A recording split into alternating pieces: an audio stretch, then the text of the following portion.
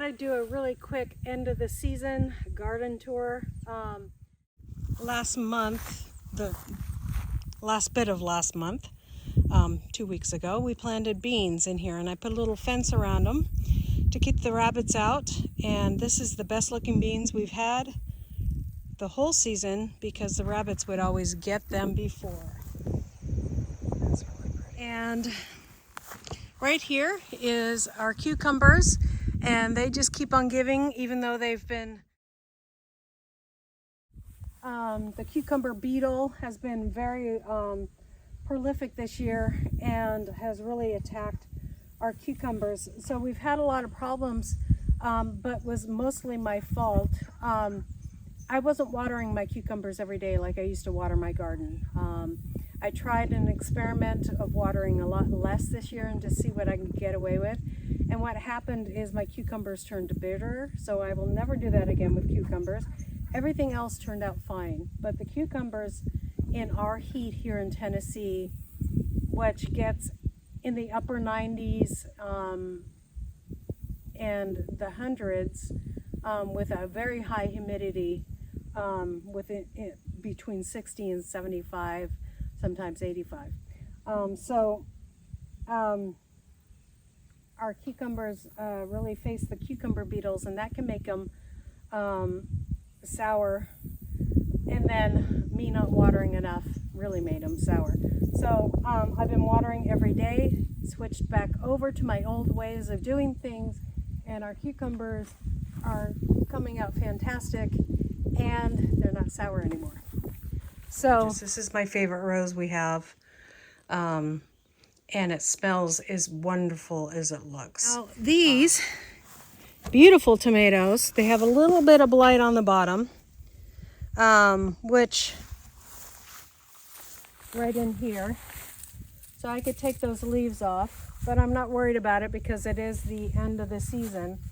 But these are the suckers from my original batch of tomatoes, and they are doing better than my original batch because these were kind of planted after the harsh rains that we were getting all the time.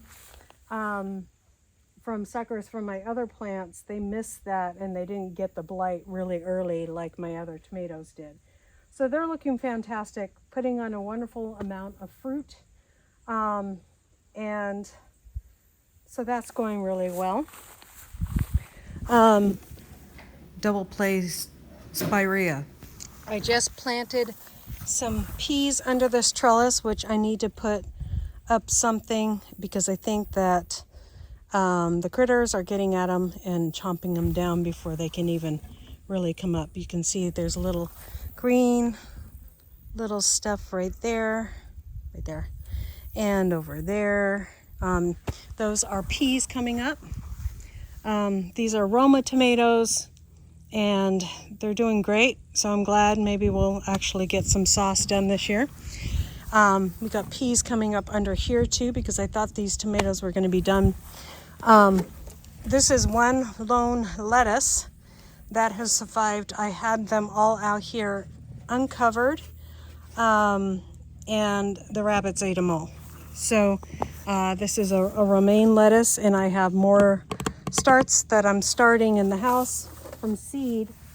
I got a really good deal from Emma Gardner for those seeds, and we will be growing lettuce for this fall. Now these are our other tomatoes, and you can see the difference in height. These are almost as high as these, but these have really been hit with blight and hornworms really bad. So the green is just on top, but you know what? It's still giving me tomatoes. And so we just let them go until the frost kills them, and then we take them out. And because we love the little cherry tomatoes. They're getting quite small at this point because our nights are cooling down. But and even the little Romas, they're quite small. Look at that little one. So they're getting small, but our dogs love tomatoes, and so we have tomatoes coming up everywhere. What you saw in the beginning of this video, but we're still getting tomatoes on, so I'm happy about that. Here's our other ones. These ones are looking really bad. This group was really hit by hornworms. Now, these were all store-bought tomatoes. I started those from the store-bought tomatoes.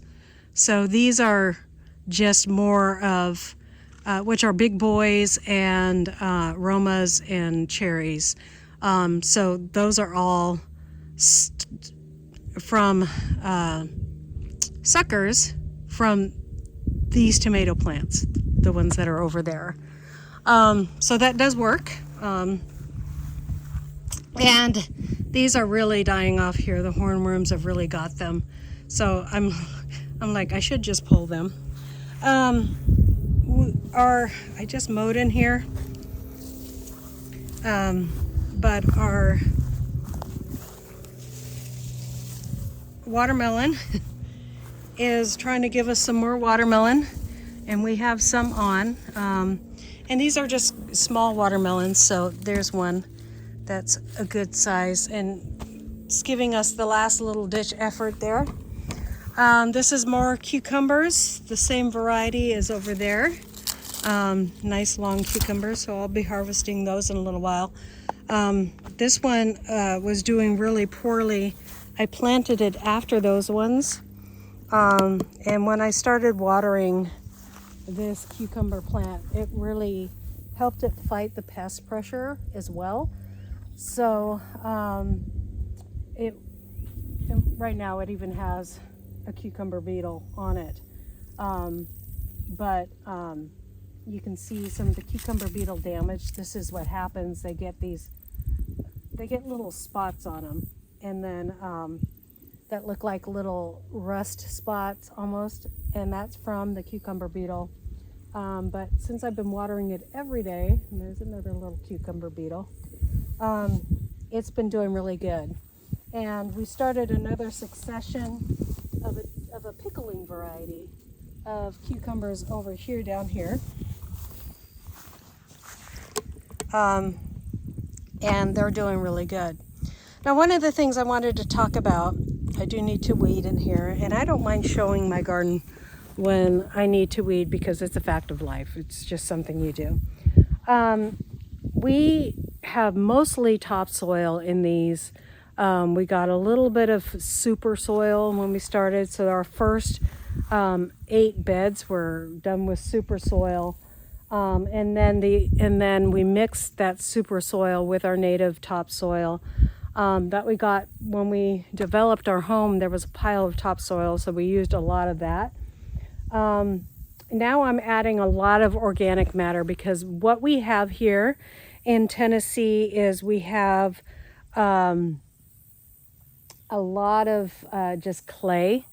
And so the only thing that works with clay, it's not sand, it's not all of that stuff that you probably have heard, is organic matter. That helps fluff up the soil and break down that clay and just helps give it a good start to begin with. So the garden is looking rough, but we're getting there. We're winding down for the end of the year, but there will be a fall-winter garden here.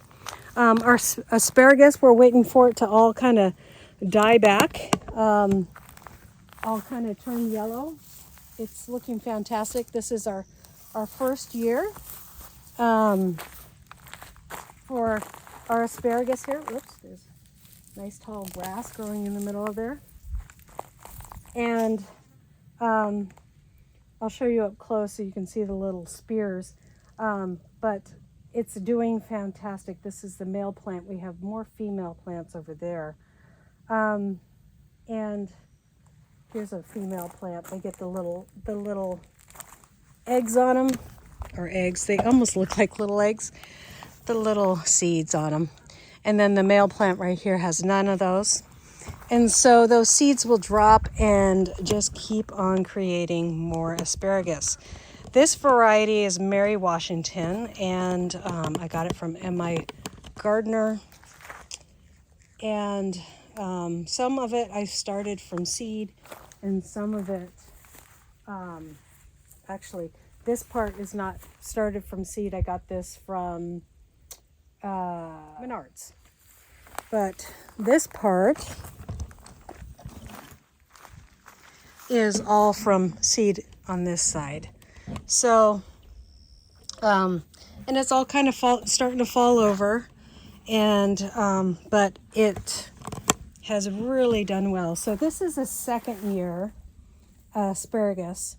So next year we should be able to harvest from this second year, but the first year asparagus, which you can see the difference in the stems. Look how big the stems are on that compared to the first year asparagus. So those are the ones I started from seed, and these are the ones that I didn't. Those will next year give us some asparagus, which I'm very excited about. So these tomatoes I wanted to show you real quick. These are tomatoes that I got from around the property where my dogs manure, and we ended up with beautiful tomato plants. Of course, they looked beautiful when I planted them. They're a little spindly because they were growing up in horrible soil, and they continued to be spindly, but this fed my dogs so many more tomatoes as snacks for themselves. So don't be afraid if you see a rogue tomato plant that, you know, sometimes the birds pick them up too and spread them around. If you see a rogue tomato plant, don't worry about not putting it in your garden. The difference between those tomatoes, so you can see how spindly the tomatoes are on the bottom compared to a tomato that came from the store or something that I would start because we put fans on things and to give it a stronger base. That's the difference. But they still produce wonderfully, and I will never go back on not doing that. So I just added grass. This is where our garlic will be going, and I'm looking forward to garlic season again. And so I just put a layer of grass on that had wood chips on it. This is the bed that I'll be doing next. This will be our herb bed. We've got chives that I just cut back there. We got basil. And then I have been putting, if you look closely at some of these beds, I've been putting biochar on top. So the organic matter that we are creating in our garden is, so this had wood chips. It's gotten layers of grass. It's gotten layers of all kinds of stuff. And you can see that the soil underneath is just starting to get really nice and loose, and not anything at all like clay. So very excited to get this soil in order and working really, really hard. I also do compost tea to feed my seedlings because my soil has been so poor with just the clay, and we have had it tested. We know what it needs. But just adding organic matter kind of takes a lot of the equation. If you have poor soil, just keep on adding organic matter. You can have it tested. That's a very good thing to do, so you know specifically what it needs, and then you can add that too. And the only other thing that I add to this is sometimes I specifically, when I start a plant, I'll add something just for that plant. But I do add lime because otherwise our plants don't do real great here. That's just something our whole property needs. There's certain grasses that won't even grow in our soil here because of the lime. So many things after we limed our property, so many different bushes and things came up like honeysuckle and